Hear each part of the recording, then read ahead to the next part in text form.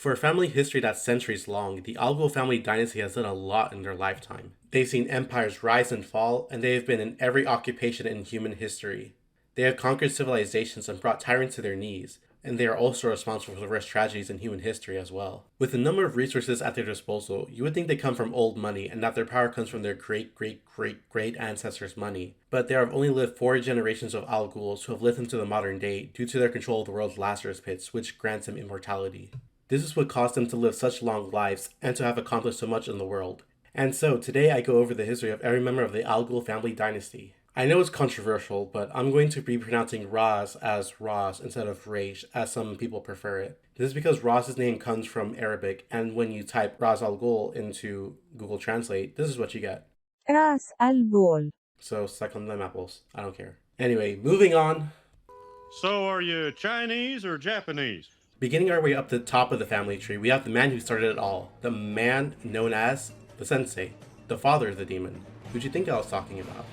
The Sensei's early life is largely unknown to us, as Raz Al Ghul's collections of his early history never make mention of his father. As far as we know, the Sensei sired Raz Al Ghul with his mother, then dipped to whatever Asian country he hails from. He's written to be Chinese in the comic books, but his name is a Japanese honorific.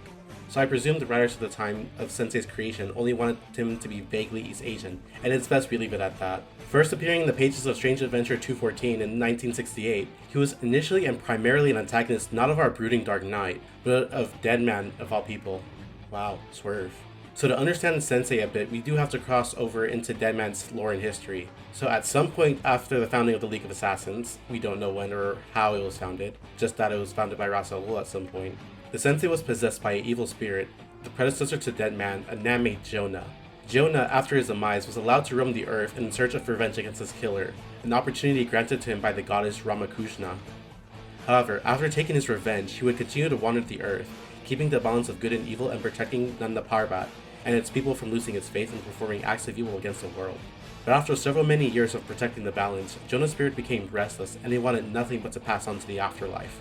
Ramakrishna would refuse him as his position was meant to be eternal. This caused Jonah to turn his back on the goddess and he would vow to destroy all the work they'd done together. But as a spirit, he can't do much on his own, and so of course he possesses the Sensei, as his position within the League of Assassins grants him the power and resources to carry out his resolve. Under Jonah's control, the Sensei would order his pupil, the Hook, to take Boston Brand's life, an acrobat in the circus going by the name of Deadman.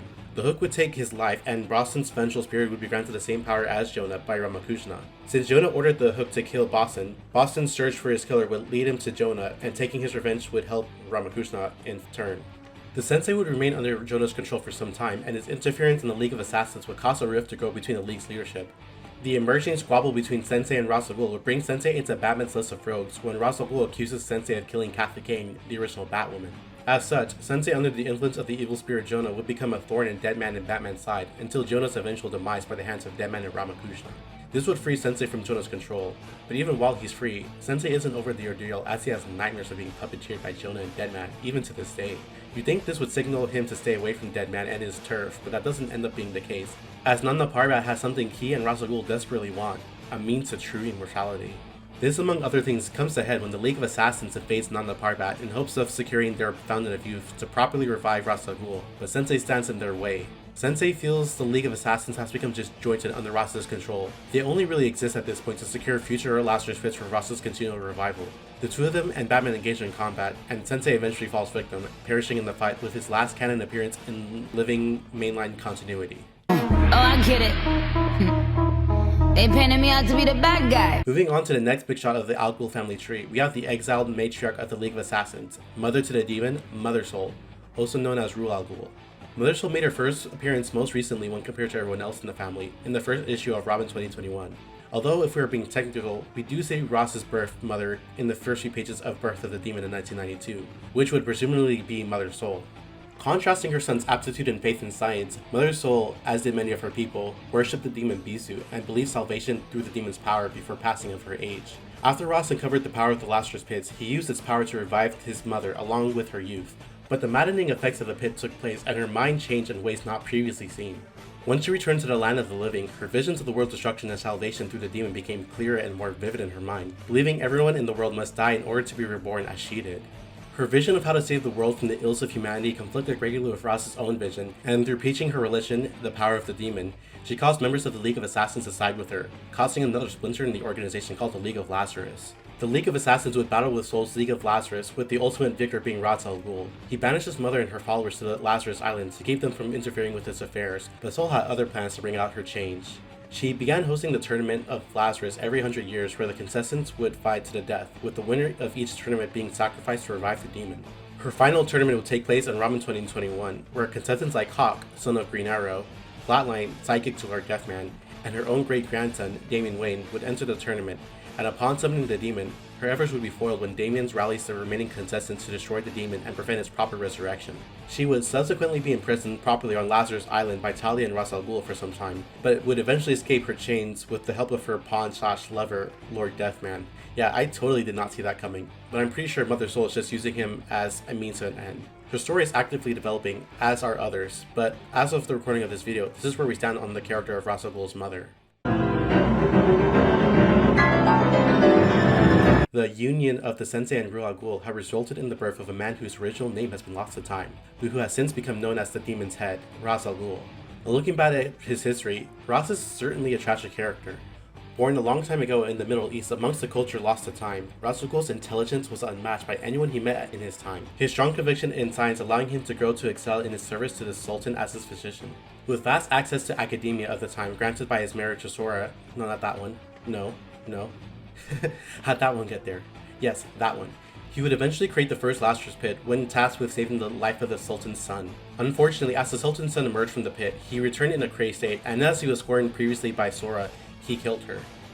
The Sultan falsely charged Ras with his son's temporary state of insanity and imprisoned him. He became a physician in order to help and heal people, and he mourned the loss of a local mother as she was trampled by his race with the Sultan's son. He even created a way to cheat death for a man who had harassed his wife, and he did so selflessly. And his only reward in life was spending his life set into his now dead wife. He was later freed with the help of his uncle, who we will not touch in this video, as his only known appearances are in the Birth of the Demon in 27 panels, I counted, as well as Hui, the son of the woman who was killed by the Sultan's son earlier. Although Ras is a healer, he is not without his rage, and engaged in a plot for his ultimate revenge. He reinfected the prince with the same illness which plagued him earlier, and when the Sultan once again asked him for help, tail between his legs, don't think I forgot, Ras would create a faulty Lazarus pit which killed his son. With a local band of raiders, he also had the Sultan and his army killed, and he destroyed his people, culture, and all records of their existence. He would then take on a new name, Al Ghul, and would walk the earth for very many years. In his lifetime, Al Ghul was generals of armies, priests, farmers, he's done everything, and at some point, when he became uncontent with the state of the world, he created the League of Assassins to help him save the world from the follies of humanity, and would distribute leadership among his closest allies throughout time, which would come to include his father with the Society of Assassins, his mother with the League of Lazarus, Lady Shiva with the League of Shadows, and the Demon's Fist, which was headed by Damian in his time there. He himself would head the entirety of the organization, the League of Assassins, and would look for an heir to his empire, eyeing the world's greatest detective Batman, as his youngest daughter Talia fancied him after their first encounter. However, despite many attempts to persuade him, Batman would refuse him and Talia's advances, as their many run-ins together would cause Ras's health to deteriorate further and the world's supply of Lazarus pits to begin to run dry. His attempts to further preserve his life would lead to increasingly desperate attempts at self-preservation, including further traumatizing his eldest daughter and potentially sacrificing his only living grandson to inhabit his body. In all his time on the Earth, he never came close to accomplishing his goals, and with the clock continuously running out, he loses touch with a simple physician who simply wanted to help people, electing to preserve his life for preservation's sake. After several other failures, he steps back from the League of Assassins and reevaluates his priorities, and in a great moment of introspection, he breaks free of his repetitive cycle and turns himself and Talia into the government for their very many war crimes willingly. That's not something that Ras we've come to know would do willingly, so he's really returning to his roots when he does this. In exchange, the world's governments will not only become more environmentally conscious, but actually take steps in order to restore the Earth to a right and proper state. Unfortunately, this is when Ras would meet his end, having been shot and blown to smithereens by Geoforce, masquerading as Deathstroke, as revenge for the destruction of his country. And this is where we stand currently on Al Ghul. His death sends shockwaves through the supervillain community, causing a war between the Wilsons, the Waynes, and the League of Assassins, now headed by Talia. I would be remiss to believe this death is finite. He has returned from the grave with no actual body, with the use of genetic relatives. And as he has many clones of Damian just lying about, I'm sure he will turn in one form or another. But for now, this marks the end of the head of the demon. Crazy is when I go off the rails. This is what you've done to me. More of a footnote in the Al Ghul dynasty comes Melanesia, mother of Talia Al Ghul. Not much is known about her other than her heritage being mixed with Chinese and Arabic, a combination which closely mirrors Ra's al Ghul's. She also so happens to bear a striking resemblance to Raz's late wife Sora.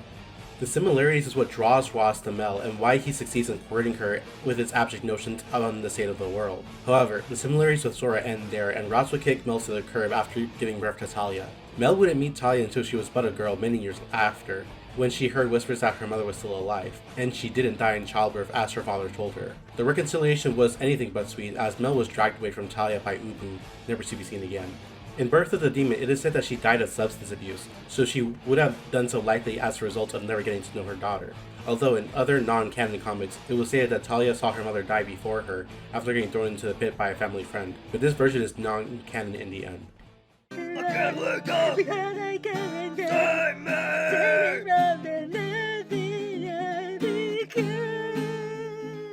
The eldest daughter of Ra's al Ghul and a former leader of the League of Assassins is Nissa Ghul. Born in the late 18th century to a peasant woman in what is now modern-day Russia, Nissa would seek out her father with the passing of her mother. Eventually finding the head of the demon, he was impressed that she was able to find him, as not many are able. As his blood runs through her, he allows her to fight by his side in their attempts to better the world, but Nissa soon becomes dissatisfied with Raz's methods and turns tail to live her own life, with her living a satisfying life, giving birth to 12 children in her lifetime and seeing the birth of her grandchildren. Wow, this video is gonna get a little bloated, isn't it? Right?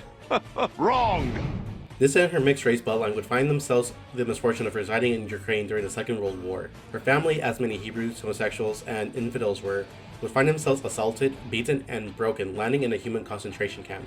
Some way, somehow, Ra's al Ghul would find Nissa in a disheveled state, pleading for his help in freeing her, his grandchildren, and great-grandchildren. But Ras refuses, as the effects of the Second World War would greatly progress his vision for the future of the Earth and humanity, and so he turns his back on his daughter. Nissa would later be sterilized by eugenicists, and the entire camp would march towards their deaths. Nissa would be left behind and later saved by the Allied powers, but had lost everyone she ever loved to Raz's apathetic fighting for the greater good.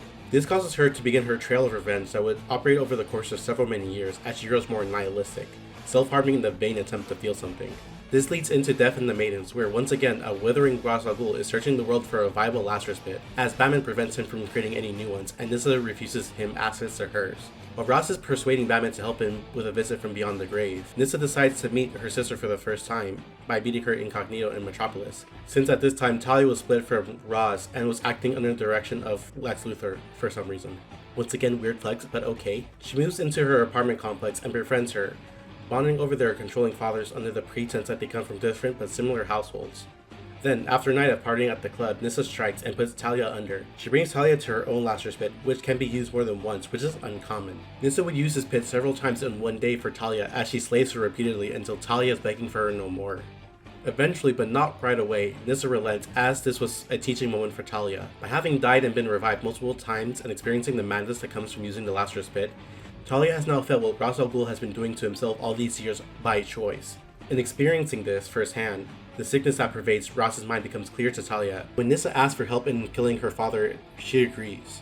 Eventually, the confrontation of Ras and his two daughters are at hand, and when the final confrontation can no longer be delayed, Ras decides for himself to die for the time being, as his ordeal had perfectly groomed Nissa to be the next head of the demon and the ruler of the League of Assassins. Nissa's rule over the League of Assassins would be short-lived due to events beyond her control, however. A long time ago, Cassandra Cain was born the daughter of David Cain and was raised by him to be the perfect assassin within the League of Assassins. After killing someone for the first time at the age of 9, Cassandra would escape her father's grasp and lived as an orphan in Gotham City with no reading or speaking comprehension. She would eventually make herself known to the Bat family by saving Jim Gordon from her father, and would be adopted into the Bat family as the next Batgirl. After learning to read and write under Alfred's supervision, Cassandra would eventually search for her mother, her source leading her back into the League of Assassins, aka the League of Shadows ruled by Lady Shiva. The main confrontation here is between Lady Shiva and Cassandra, but Nissa makes her presence known as Cassandra's life was one of Raz's projects, who gave David Cain the resources to create her into who she is. Cassandra would come to know that Lady Shiva is her mother, and would take her life as that was Shiva's wish, to be taken out of the world by her own daughter. And, after some subtle manipulation by Deathstroke, Cassandra would also blow up Nissa's car, and she would take her place as the head of the demon and the League of Assassins. Her death was uneventful, and is only revealed in passing, and hardly mentioned afterwards. Cass would eventually come back to her senses with Tim Drake's help, and she would return to the Bat family, with Nissa's legacy in the League of Assassins being short-lived, and everyone would seemingly forget about her, as Nissa doesn't come into anyone's radar in mainline continuity nowadays.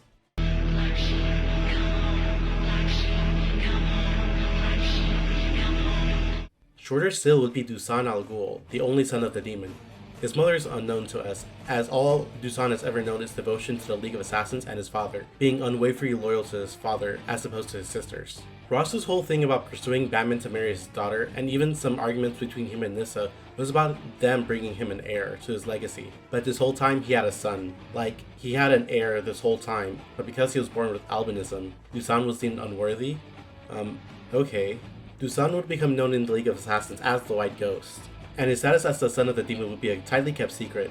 It wouldn't be revealed until the resurrection of Ra's al Ghul, where this would become known, as Dusan gives his mind, body, and soul to Ra's al Ghul to complete his resurrection. That's pretty much it. He died in the same story he debuted in and was never seen again. Could be the king, but watch the queen count. The last of the demon's children, we move to Talia Al Ghul. Making her first appearance in Detective Comics 411, she appeared even before her father. I just find this interesting because while they were conceived of as father and daughter, with their existence complementing each other, it's just interesting to know that Talia has existed as a character in Batman's mythos just a tad before Ra's, even if only by a short time.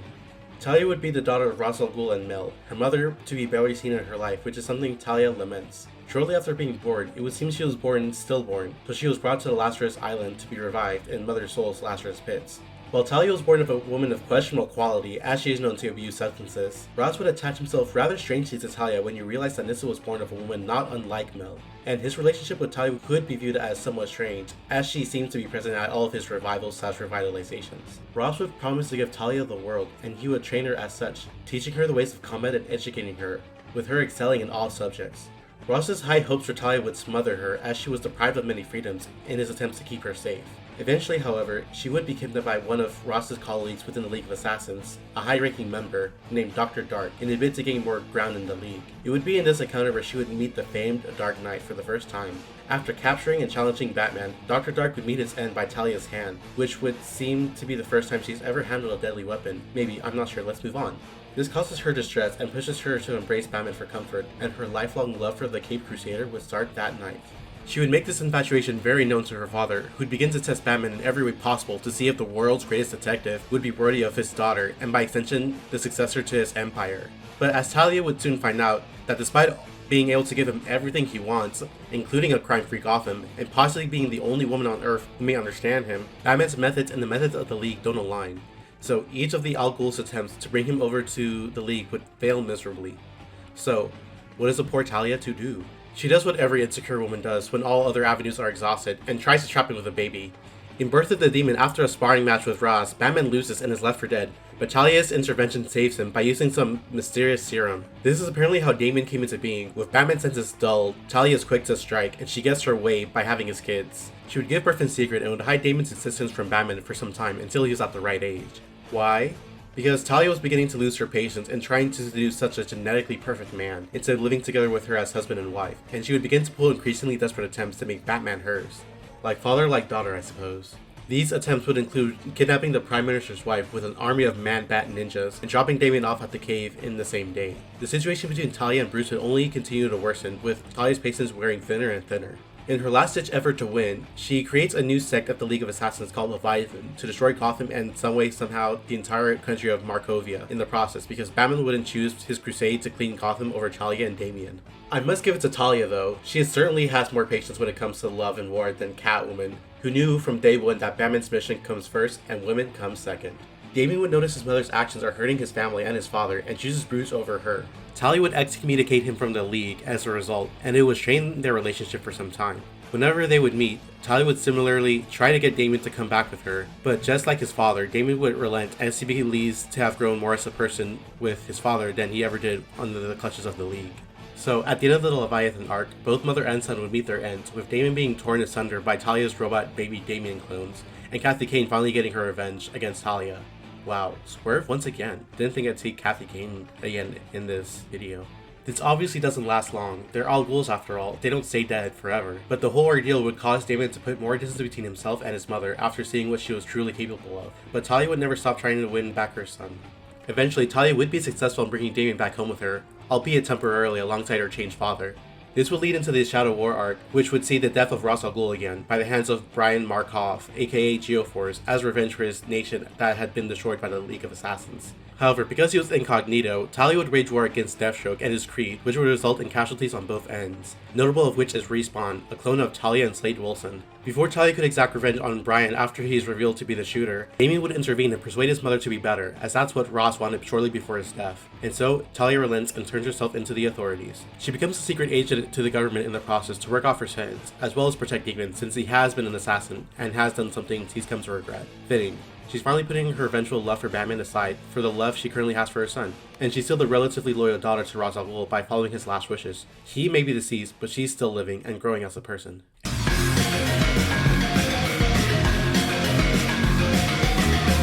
Before moving on to the prodigal son, we first move to cover one of the newer members of the Al Ghul family, Mara Al Ghul. Apparently, her father Dusan got around and had Mara as a result. We don't know who her mother is, and with her father having been one of Ross's new bodies, Mara was left to be raised by Ra's al Ghul alongside Damian. Mara would be trained alongside Damian within the Demon's Fist, which Damian was the leader of. Lacking Damian's perfect genetics, as well as being the daughter of the genetically imperfect Dusan, Mara, while also being Ross's granddaughter, was always playing second fiddle to Damian, who was better at combat and was poised to inherit everything since he was born. She grew up in his shadow and would receive a permanent reminder of her inferiority to Damian when he scars her eye post-combat. She already had enough reason to dislike him, but when he left all that he was given, these feelings intensified when she was handed the leadership to the Demon's Fist because of this. She was given the keys to the kingdom because someone who didn't appreciate it handed it over to her, essentially. Under her command, Mara and the Demon's Fist would then hunt down Damian alongside other superheroes, mainly 14 Titans, to graduate into the League of Assassins, but everyone, including Mara, would come to realize that they were being played by Ross since they were born, with all of them having been taken from their parents. The Demon's Fist would then separate from the League, and Mara would remain under her grandfather's clutches for some time. We won't see her again until the Shadow War arc between the Wilsons, the Waynes, and the Al Ghuls, where she would be seen fighting alongside the League of Assassins, and later at Lazarus Island, where she seeks refuge being welcomed by Damian, as they bury the hatchet from before. Here comes the boy. Hello. Welcome. And finally, Damian Wayne. Since his birth, everything was decided for him. His mother decided that she would raise him as leverage against Batman, and Ross raised him for the purpose of being his heir to his criminal empire. But what Damian wanted was never really an option. As is often the case with children of single parents, Damian from an early age wanted to know who his father was. So much so that he used to dress up in a Batman costume and say, "I'm a bat, I'm a bat." Cute. But Talia withheld his lineage from him until he managed to best her in combat on his 9th birthday, at which point Talia began to use him as leverage against Batman to come with her willingly. "Father, I imagined you taller." The best line ever, up there with "Face a tiger, you've just hit the jackpot." While he was ever so eager to meet his father, once he does meet him, he seems to put on a mask of prepubescent rebellion, clashing with Bruce, Alfred, and Tim Drake, with whom he would go on to have a rivalry with over who would be by his father's side as Robin. Because while he's putting on a front, he still just wants to spend some time with his father, whom he never got to meet until now, going as far as to nearly fatally wound Tim. After being by his father's side briefly, he would return to his mother's side, and would stay with her until Bruce's disappearance when fighting against Darkseid. Bruce's death would personally hurt Damian greatly, and the only person to comfort him in this time would be Nightwing, who takes him on as the new Robin to his new Batman. While Nightwing and Damian would bond over the course of their term together as Batman and Robin, so much so that Damian would turn his back on his mother in the League of Assassins. Damian would yet to get over his years of assassination training and indoctrination. So when Bruce inevitably comes back and returns to the mantle of Batman, Bruce's main concern was undoing the work Talia had done onto him, not knowing if that was even possible. But while Bruce had been a relatively good mentor to prior Robins, he never had to deal with someone as challenging as Damian. Because of his rather abrasive methods, Damian would pull back and forth on his trainings and ways of thinking. He would make loads of progress. He did turn his back on the League after all, but it's obviously hard work. Damian being continuously torn between what he wants to do and his parents having different visions for him would end with his death in Batman Incorporated during Talia's control over the Leviathan. Leviathan as an organization had grown too quickly and its influence and reach was global. Damian was ordered to stay at home, but he wanted to help his father in the fight against his mother. He would pay for his defiance against his father and mother with his life when one of Talia's baby robot Damian clones went off script and killed Damian. Damian would eventually be revived by scrupulous methods without the aid of the Lazarus Pit, and all was well for a time. Damian would form his version of the Teen Titans when the Demon's Fist began to hunt him, and he would befriend the then younger Jonathan Kent, becoming the Super Sons together and brothers in arms, in the spitting image of their fathers. And after some shenanigans in the multiverse, Damian would even gain another grandfather in the Flashpoint version of Thomas Wayne. Everything would be peaches and daisies, relatively speaking, until the Bat family would lose a prominent member of their community in Alfred Pennyworth due to the Flashpoint Batman's meddling in their affairs. Alfred's passing would greatly impact Damian due to the closeness of their relationship. Every moment Damian was alone in the manor due to being too rowdy or unable to go on patrols, he would spend his time with Alfred. playing chess, eating cake on his 13th birthday, and other adorable things. Alfred loved every member of the Bat family as his own children, but his relationship with Damian is special in a different way due to his upbringing. So of course when Alfred is spirited away in front of him, and he was powerless to stop it, it causes him reasonable distress. This would begin to affect all his personal relationships, and he would break away from the Teen Titans and the Bat family and would travel the world, eventually landing himself on Lazarus Island.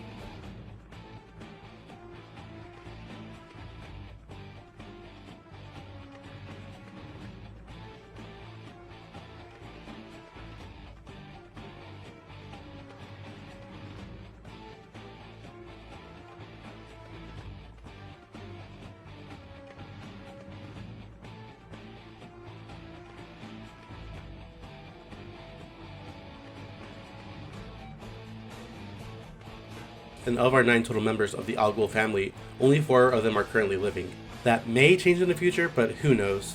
Living members are Mother Soul, who is stuck on Lazarus Island, Talia Al Ghul, who's working off her sentence for the government, Damian, currently active as Robin, and Mar, who is on Lazarus Island right now. It was interesting going down the rabbit hole and experiencing the history of each family member. I was surprised to see how short some of these people's lives were in the context of Batman's whole mythos. It was also shocking to learn that the Sensei didn't start out as Batman's villain, but as a villain for Deadman. I had to read a lot of Deadman and Strange Adventure to learn and understand more about him, since he's not very present in Batman's own comics. And were it not for one line in the resurrection of Ra's al Ghul, I wouldn't even have mentioned him in this video. Want to tell me off for not including Anastasia Al Ghul, Damian's younger sister from the Injustice timeline? Let me know about that and other Al Ghuls that I've missed in the comments down below. Thank you for your time. Megalomaniac64 signing off.